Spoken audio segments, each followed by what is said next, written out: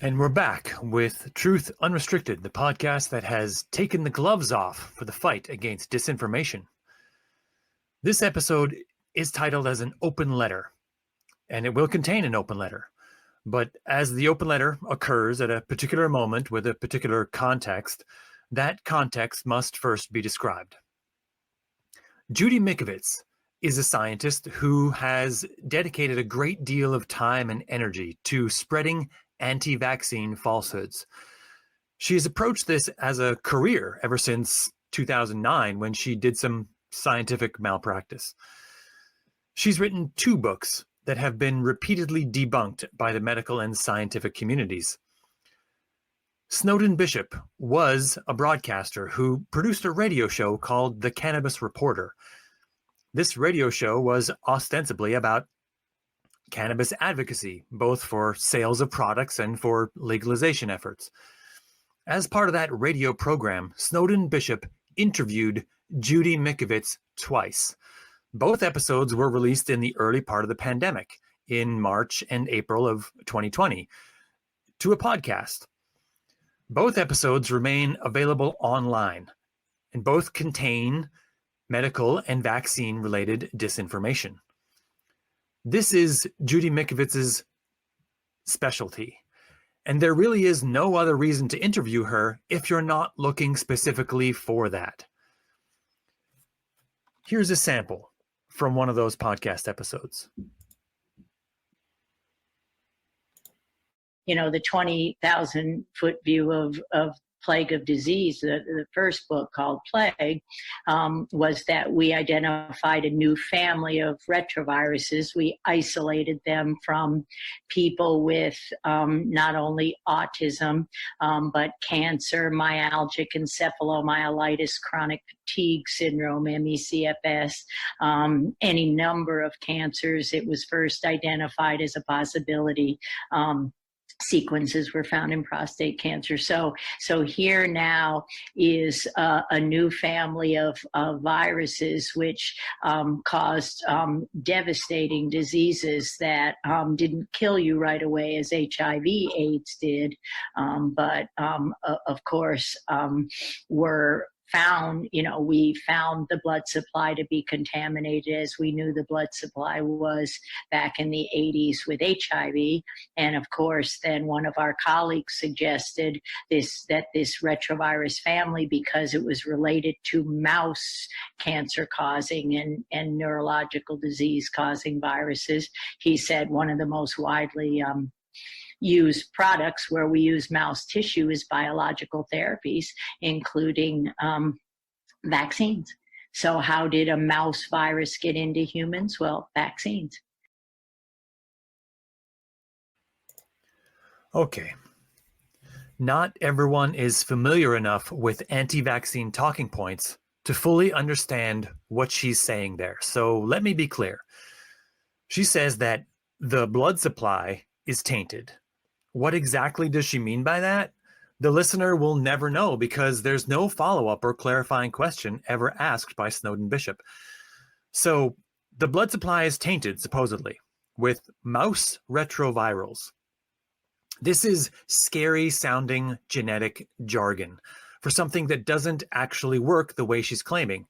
Retrovirals are bits of RNA that don't recreate themselves back into the viruses from which they originated. More, according to Mikovits, these mouse retrovirals cause subsequent disease in the human population that's widespread. Why widespread? Because it's the blood supply that's tainted, right? Multiple diseases are caused by this, according to Mikovits. She lists cancers, plural, autism, and ME/CFS, myoencephalitis chronic fatigue syndrome. Her evidence for this is non-existent. These claims are vaguely related to the scientific malpractice she engaged in back in 2009. And in order to justify her failure, she has inverted the reality to pretend that she was right all along and that it's the entire rest of the scientific community that has colluded to deny her research its rightful place among Nobel Prize considerations. The old grievance narrative respun as bold truth-teller routine. Oh yeah, And this is all somehow like the AIDS epidemic, which relates to previous medical disinformation Mikovits has spoken and written about in the past. All of it is designed to make vaccines extremely scary. The fact that I had to even explain what it meant, is a small comfort because at least some people might skip right on past it. Disinformation distributors like Judy Mikovits are extremely dangerous because they use their educational credentials dishonestly to sell disinformation under the logical fallacy of an appeal to authority. They have the education to become very convincing to people who haven't studied biology at the post-secondary level, which is most of us. Judy Mikovits is now infamous for appearing in a film which masquerades as a documentary called Plandemic. It was released in May of 2020, and it was responsible for a lot of people turning down the vaccine when it was offered in early 2021. Plandemic released very shortly after the aforementioned podcast episodes in which Snowden Bishop interviewed Judy Mikovits. Those were released in March and April of 2020. Now, for the letter. This letter is to one Alex Hale, who is a prominent member of a climate activist group called the Climate Crisis Club that operates on Twitter to organize events and generate interest in their cause. To Alex Hale, I would like to address the topic of information citizenry and what it means to be a good information citizen. Taking responsibility for the information each of us has put into the world needs to become an everyday part of life in a world that has this much disinformation. The climate activist community has an important role in the overall project of maintaining a strong relationship with reality and with political optics. Your advocacy must be principled and must keep the ultimate goal in mind without seeking to elevate any single reputation or personality. It is for this very reason that unscrupulous actors will attempt to use these principles to launder their own reputations. There is a reason, after all, that we have the term greenwashing. And principles are the key here. I ask you to give action to principles to which you have thus far only given voice, to prove to me and to others listening that you give more than mere lip service to the fight against disinformation. I ask you to apply social pressure to Snowden Bishop to remove her podcast episodes featuring interviews with Judy Mikovits and containing dangerous anti-vaccine disinformation from Spotify and iHeartRadio. The climate activist community cannot be expected to vet every person who comes to them to speak and to claim alliance and support. But once information has been brought to them, to you, part of the climate community, that casts doubt on a person's value with respect to their membership in a coalition, will the climate community step forward and ask that person to take responsibility for their own past? When Snowden Bishop comes to your Twitter spaces and wants to speak to your audience about her value to your community, will you ask her when, not if, but when, her podcast episodes containing interviews with Judy Mikovits will be removed? Do not look upon this message as a burden that I am placing upon you, but rather a burden that Snowden Bishop places upon you by her collection of actions.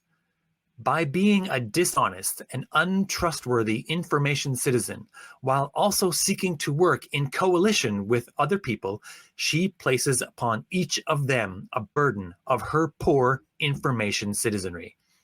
And by working to prevent anyone in those alliances from knowing about her past, rather than addressing it by properly removing those episodes, she works not to assist your activism, but instead, potentially, to taint it. You are not the gatekeepers for all social expectations in life, but you are the gatekeepers for the expectations of your allies and those who would seek to appear acceptable by speaking to your audience with friendly and familiar messages. Messages which are sometimes contradicted by their actions once they leave your presence. And by this disparity, betray a fundamental dishonesty that can be used also to tarnish you for helping to give it voice. Snowden Bishop's actions are a burden placed upon you and upon every honest person fighting against disinformation that she seeks to work with. You speak of wanting to heal divisions on the left. I understand this goal and support it. When you seek alliance with others, you will be affected by their principles as they will be affected by yours. Snowden Bishop's refusal to remove her podcast episodes featuring anti-vaccine disinformation represent either a lack of principles regarding disinformation or an active reluctance to give up her former beliefs. By knowing this and deciding to work with her anyway, you would be endorsing those same principles. Divisions cannot be mended by a relaxation of principles.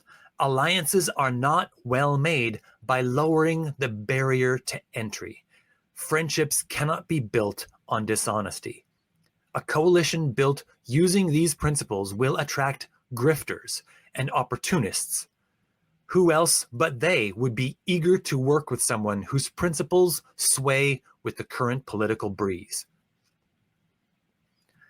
Better alliances are built by displaying and communicating your principles as unwavering and stalwart, such that any prospective ally would know before approaching that they must also live up to those same principles. I ask you not only to stand by the principles related to climate activism, but also to lend a hand to the principles of the fight against disinformation. Let action speak proverbially louder than words. I have heard the arguments against taking this stand about this particular person and this particular piece of disinformation, and I have found these arguments wanting. I have heard that this happened years ago and is in the past. This argument comes from a misunderstanding of the technology at work. If this disinformation was to be found on Twitter in like a set of tweets, it might be reasonable to simply move on without making any change. But it is found on Spotify, a platform that has an extremely effective algorithm at matching listener preference to existing content. On Spotify, this information would fall under the heading of cannabis legalization. Every new political fight to legalize cannabis in every state in which it is not yet legal drives people to engage with platforms in a way that will encourage the highly effective Spotify algorithm to recommend these episodes. In this way, the information will enter the minds of new people as the Trojan horse of Greek myth. These episodes feature a person who has notoriety from other appearances. Jody Mikovits has just released a new anti-vaccine documentary featuring Liam Neeson as the narrator, lending his Hollywood charisma to a dangerous message. This will put Mikovits into other conversations that will also tend to cause the highly effective Spotify algorithm to recommend these episodes. In that situation, it's less likely that the disinformation present will be a new message to those who hear it, but it will reinforce the disinformation that Mikovits has given in other places, and will join an anti-vaccine chorus. Podcasts last a lot longer than tweets or even TikTok videos. They resurface, they recycle. The algorithm on iHeartRadio is not as effective as that of Spotify, but you can guarantee that they're working on it, leaving this information on iHeartRadio in the hopes that the audience size doesn't grow and that the algorithm doesn't improve is foolhardy, considering that iHeartRadio is a company that's actively working on both of those objectives. In addition to the attention that these specific episodes could get from content algorithms, There's the fact that Snowden herself has talked about her past as an advocate for cannabis use. Every time she talks about this experience with respect to her radio show, she indirectly brightens the light that shines in the direction of these podcast episodes. I would not expect her to cut off all ties to all of her previous work, which is why I do expect, as should you and everybody else, that she carve away the bad pieces so that the bulk of her previous work can be unsullied. Some of the arguments given by Snowden and her cohorts about why this dangerous disinformation should be ignored include the idea that it isn't, in fact, dangerous at all. This is called reality inversion. It's a special form of gaslighting in which the evidence is ignored or bypassed, and the conclusion is reinterpreted to have the opposite meaning. I assure you that it is, in fact, dangerous disinformation.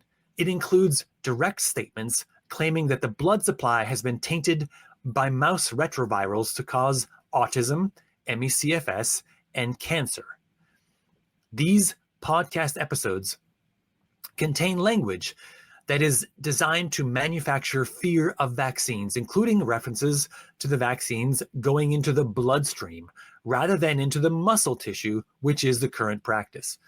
This sort of visceral imagery is done purposely to inspire fear and vaccine hesitancy.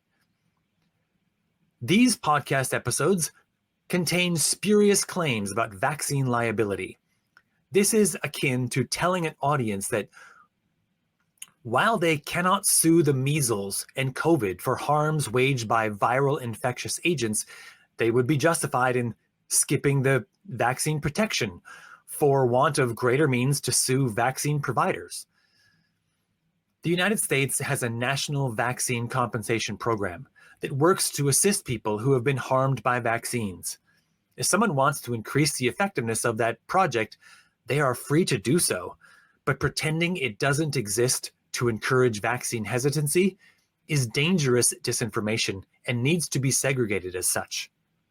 If Snowden Bishop or anyone else tries to say that this information isn't dangerous, the response should be to tell them to link openly to the episodes on Twitter with a full-throated endorsement of their contents. In fact, if you, Alex Hale, would like to agree that there's nothing destructive therein, then I invite you to do this exact thing. Put your reputation on the line for your allies, or admit that you're just playing at this coalition thing. I've heard Snowden Bishop claim, and can provide evidence for if needed, that Judy Mikovits said a lot worse things during these interviews, and that a lot of it had to be cut out. This is a negotiation with bad information to allow the listener a reason to cut Snowden Bishop some slack, to create a greater extreme from which to negotiate the truth such that the middle point ends up where it exists already, to allow the dangerous disinformation to continue existing because, in the image given, she has already put in work to prevent, quote unquote, the worst of it. But I argue that this is not an appropriate defense. Claiming that one could have stolen a lot more items from a house, but that one chose not to, does not make anyone any less a burglar. Nor does the idea that even worse disinformation was removed before releasing a podcast make Snowden Bishop any less an anti-vaccine disinformation peddler. I've heard Snowden Bishop claim, and again can provide evidence for if needed, that multiple doctors reviewed the information before it aired. This is a logical fallacy called appeal to authority. It gives the receptive listener a reason to think that everything is good and fine, and that they don't need to put any effort into listening to the episodes themselves. It's an attempt to tell the audience that they can simply trust Snowden Bishop at her word. That word is losing value each day these episodes remain online. I've heard Snowden Bishop claim that it's impossible to remove these episodes from these platforms. This is in direct contradiction to the fact that she has already removed them from her website and from Apple Podcasts.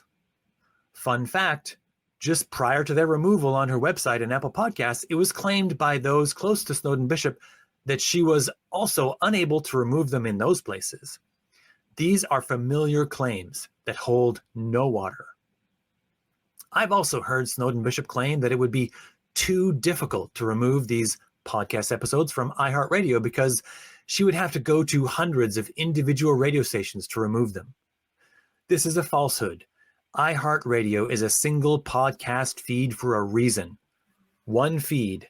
Manufacturing an exaggerated amount of work to justify a lack of action is dishonest. But I also argue that if it is difficult work, this is not a reason to let this go. How much effort is put into ending anti-vaccine disinformation? How can Snowden Bishop claim to be an ally of the people putting in that effort while also claiming that her time is worth more than maintaining her own platform responsibly? How can she claim to be part of the fight against disinformation while expecting others to put in more effort to stop her own disinformation than she has? It's also been said by advocates for Snowden Bishop, too many separately for it to be anything other than the equivalent of a directive from a single source, that my effort to mention the existence of these episodes is an attack on Snowden Bishop herself. Indeed, I expect this message today to be maligned as such. This part gets a little delicate as I attempt to thread a needle here. I don't want to devalue emotional appeals. They most certainly have their place and time, most especially in cases of assault, as very often the emotional appeal is the only tool available to the assaulted. But the use of emotional appeals to sway in other situations must stop. I believe this is the part of the discourse that is more broadly labeled as the drama. It's the overuse of these emotional appeals that waters down their impact in the more necessary situations. It hardens the audience to grief and hardship and works to increase the level of disbelief in situations when belief in the emotional appeals is most needed. There is, after all, a reason why The Boy Who Cried Wolf is an enduring cautionary tale. My message today will be labeled as the drama, in an attempt to dissuade you or anyone else from paying heed. You can decide for yourself whether or not this label applies, but at some point it would be useful if we could call people's unnecessary emotional appeals out for what they are, so as to not weaken the impact of the voices, the impact of victims of assault, and not tax the empathy of the audience. If you feel that this message today rises to the level of an attack, then let that stand on the record for everyone else to assess your judgment. Say it loudly. Let everyone see both my message and your judgment of it, and let the people decide. But I caution against allowing this to fall under a label of the dramatic out of a mere desire to avoid drama. Dishonest actors will use the label of drama as its own emotional appeal. In a pernicious twist, they will apply the drama, then use the label of drama as a defense against anyone who counters it, thereby allowing the emotional effect of their drama to stand unchallenged.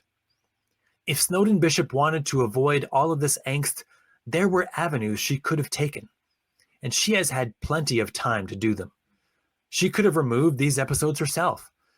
This is actually a claim she's made before, that she removed the episodes herself already. This is not entirely true.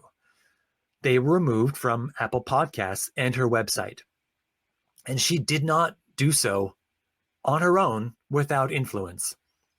They were removed at my insistence last year on January 9th, 2025. Again, I can prove this with PDFs of chat logs from Discord, should anyone wish to read them. Just send an email to truthunrestricted@gmail.com with a request for the Snowden Bishop chat logs, and I will send those straight to your inbox. Further, Snowden Bishop could have created some new podcast media that explains adequately her position. And she doesn't need to have produced her own podcast to do so. Podcasts abound, like dandelions in late spring. And the idea that she wouldn't be able to find a suitable one to effectively communicate and clarify her standing and beliefs is better understood as her not making the attempt. She owes it to the people whose alliance she would seek to make her beliefs known, both how she came to them and how she's come to her positions now, in a simple and easily digestible single episode link. She wants you to trust her because of what is in her mind, while also obfuscating what is in that same mind. And let it not be said that I seek to ostracize or cancel or overtly punish Snowden Bishop for her previous beliefs. I have interviewed for my own podcast many people who have previously held unreal beliefs.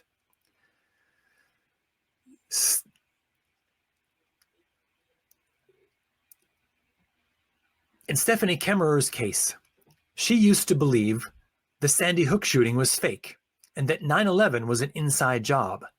She now works for the Honor Network to take down disinformation related to Sandy Hook and regularly appears on the Adventures in Hell World podcast to add her voice to fight political disinformation.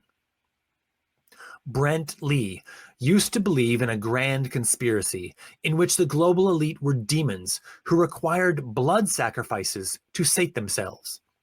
He believed that all mass casualty events were fake. He has since hosted and produced the Some Dare Call It Conspiracy podcast, debunking these and similar ideas, and appeared as a speaker at many events organized to fight disinformation. He also appeared in a BBC documentary podcast in which he got the opportunity to apologize to a family member of a victim of a mass casualty event in an extremely touching moment. Lydia Green used to loudly advocate against vaccine use. She now runs a Facebook group called Back to the Vax, advocating for vaccine use. She has produced a series of podcast episodes to articulate how it was that she came to have anti-vaccine views and subsequently how she came to realize that these ideas were built on lies. Lydia has also made many appearances as a speaker to advocate for vaccines and how to help people understand their own subjective realities well enough to maybe leave behind those dangerous ideas. This is only a partial list, but it's already instructive. These individuals regularly show contrition about the harm their disinformation caused. They never deny the nature of the disinformation that they previously shared and encouraged others to believe, nor do they downplay the scale of what was done. They accept full responsibility for their platforms and are the models for good information citizenry when leaving behind conspiracy ideation. Their stories become powerful tools for helping people understand that there is a way back to reality from unreal beliefs. Before anyone puts the argument into the conversation, allow me to anticipate it and counter it. It is true that not everyone who previously spread unreal beliefs needs to take the same path as the three that I mentioned: Brent, Lydia, and Stephanie. Everyone who reliably changes their thinking on this does so with some time out of the limelight to get themselves and their social arrangements in line. And some choose to stay silent after taking that time. That is perfectly acceptable and should not be maligned. But I argue that when a person re-enters the socio-political space and wants to join the fight against disinformation, they need to take the steps clearly outlined by the examples listed previously. To attempt to hide your former disinformation is extremely distrustful behavior. To keep it active online, even more so. If you actively distributed disinformation that had the potential to harm people, you owe it to the information environment to account for that disinformation directly. There is a not insignificant chance that Snowden Bishop still harbors some of these beliefs, that she hasn't fully cast them aside, and that this explains why she works so hard to not remove them. Belief is a complicated thing, and it's completely possible for a person to believe both things at once. That they're now doing the right thing by using a fight against Trump as a proxy for their previous beliefs, but to also not be certain those beliefs were entirely wrong. It is very dangerous for their ability to process reality, and it's not recommended. Snowden Bishop needs people near her who will help her let go of her former beliefs, not the people she has now who will compromise themselves and their integrity by acquiescing to her refusals. They are enabling her. Will you also be her enabler? In addition to the reasons Snowden Bishop has given as to why she should not be required to remove these episodes, I have heard Snowden Bishop and her confidants make specious claims about myself that have been intended to reduce other people's confidence that I'm an honest person in this space. This is done while Snowden Bishop goes to your spaces and preaches a message of healing.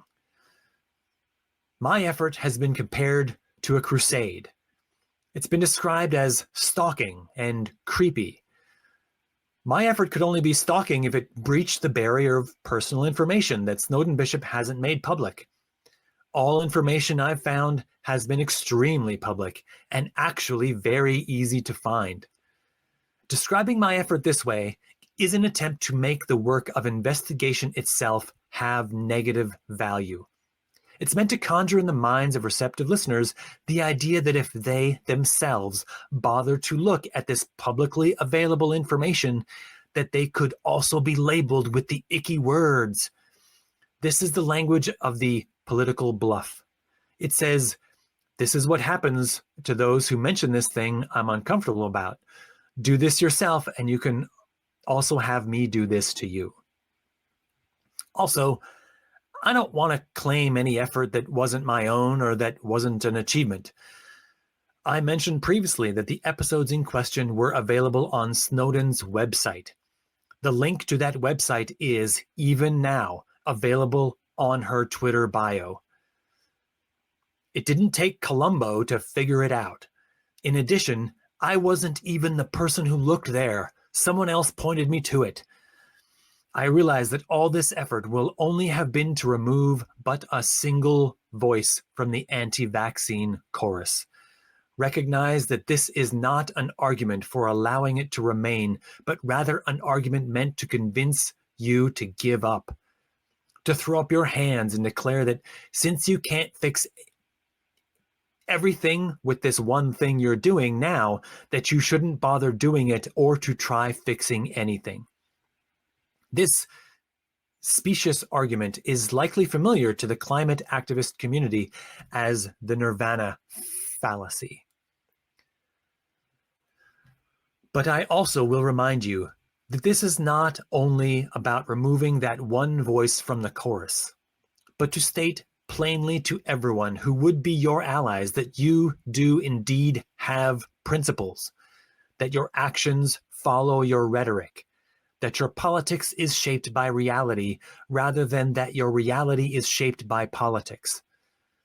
At last, as I near the conclusion, I ask, will you stand up for your own reputation and ask Snowden Bishop when she will be removing these podcast episodes? And by doing so, will you assist in the creation maintenance, and communication of a set of common social expectations surrounding what it means to be a good information citizen?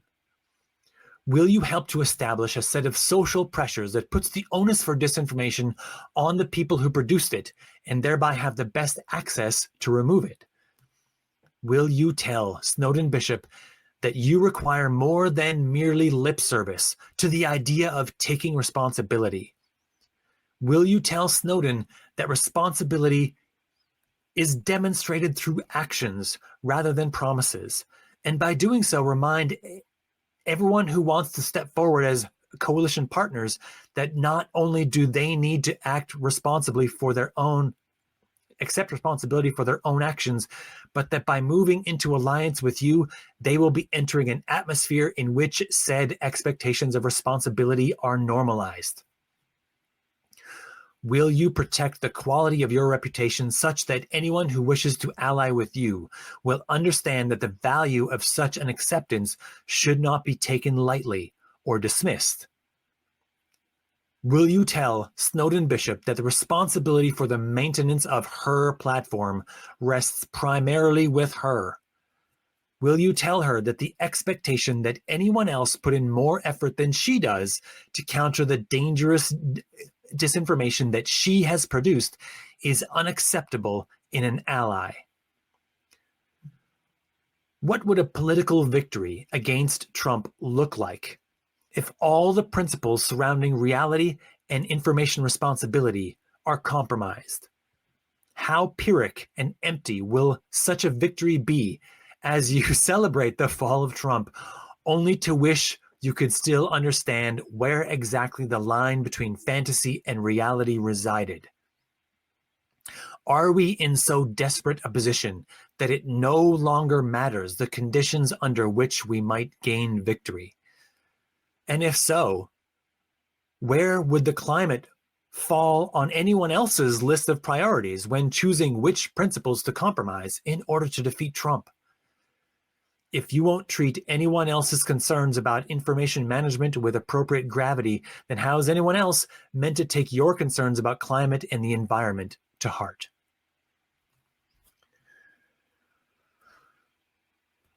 Thus ends the open letter. If you want to also provide social pressure to Alex Hale to encourage him to do the appropriate thing, there's good news. You can.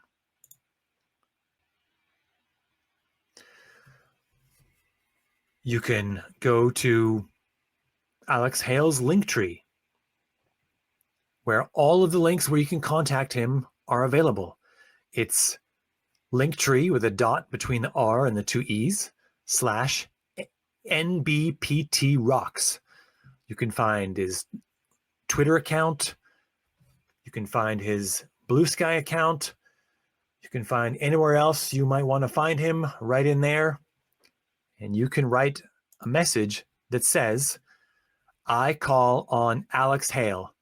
And if you're on a social media platform like Twitter, I would wish that you link him with his @ which on Twitter it's @NBPTRocks, to ask Snowden Bishop when her anti-vaccine podcast episodes will be removed.